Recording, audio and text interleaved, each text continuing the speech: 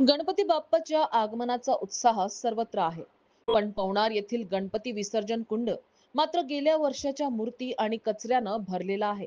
बांधकाम विभागाच्या दुर्लक्षामुळे भाविकांपुढे 1.5 दिवसाच्या गणपतीचं विसर्जन कुठे करायचं हा मोठा प्रश्न उभा राहिला. पवनार येथे 5 वर्षापूर्वी मोठ्या थाटामाटात गणपती विसर्जन कुंडाची निर्मिती करण्यात आली. उद्देश होता की थेट नदीपात्रात मूर्ती विसर्जन न करता कुंडात विसर्जन व्हावं आणि नदी स्वच्छ राहावी.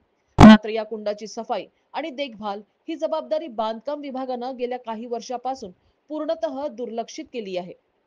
आज दिनांक 27 ऑगस्ट रोजी गणेश स्थापनेस सुरुवात झाली आहे. उद्यापासून 1.5 दिवसाच्या गणपती विसर्जनाला सुरुवात होणार आहे.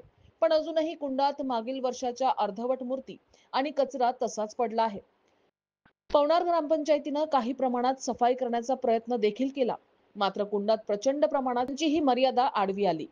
कुंडाची जबाबदारी बांधकाम विभागाची असताना सफाई आणि पाणी भरण्याची कोणतीही व्यवस्था अद्याप करण्यात आलेली नाही.